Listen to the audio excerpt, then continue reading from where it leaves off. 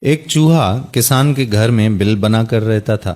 ایک دن چوہے نے دیکھا کہ کسان اور اس کی بیوی ایک تھیلی سے کچھ نکال رہے ہیں۔ چوہے نے سوچا کہ شاید کچھ کھانے کا سامان ہے۔ خوب غور سے دیکھا پر اس نے پایا کہ وہ ایک چوہے دانی تھی۔ خطرہ بھانپنے پر اس نے گھر کے پچھلے حصے میں جا کر کبوتر کو یہ بات بتائی کہ گھر میں چوہے دانی آ گئی ہے۔ کبوتر نے مذاق اڑاتے ہوئے کہا کہ مجھے کیا، مجھے کون سا اس میں پھنسنا ہے۔ مایوس چوہا یہ بات مرغ کو بتانے گیا۔ مرغ نے مذاق اڑاتے ہوئے کہا کہ جا بھائی، یہ میرا مسئلہ نہیں ہے۔ مایوس چوہے نے جا کر بکرے کو یہ بات بتائی اور بکرا ہنستے ہنستے لوٹ پوٹ ہونے لگا۔ اسی رات چوہے دانی میں کھٹاک کی آواز ہوئی جس میں ایک زہریلا سانپ پھنس گیا تھا۔ اندھیرے میں اس کی دم کو چوہا سمجھ کر کسان کی بیوی نے اس کو نکالا اور سانپ نے اسے ڈس لیا۔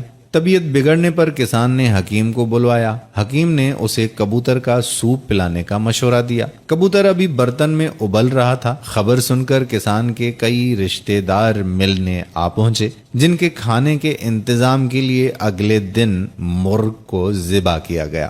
کچھ دنوں کے بعد کسان کی بیوی مر گئی۔ جنازہ اور موت ضیافت میں بکرا پروسنے کے علاوہ کوئی چارہ نہ تھا۔ چوہا دور جا چکا تھا، بہت دور۔ اگلی بار کوئی آپ کو اپنے مسئلے بتائے اور آپ کو لگے کہ یہ میرا مسئلہ نہیں ہے تو انتظار کیجیے اور دوبارہ سوچیں، ہم سب خطرے میں ہیں۔ سماج کا ایک عضو، ایک طبقہ، ایک شہری خطرے میں ہے تو پورا ملک خطرے میں ہے۔ ذات اور طبقے کے دائرے سے باہر نکلیے، خود تک محدود مت رہیے، دوسروں کا احساس کیجیے۔ ہمارے کشمیری بہن بھائی جس عذاب سے گزر رہے ہیں اس کا آپ کو اندازہ بھی نہیں۔ افسوس صرف اس بات کا ہے کہ ہماری اسلامی برادری بھی بھنگ پی کر سو رہی ہے اور وہاں روز کئی جنازے اٹھتے ہیں۔ خدارا جاگو، خدارا جاگو۔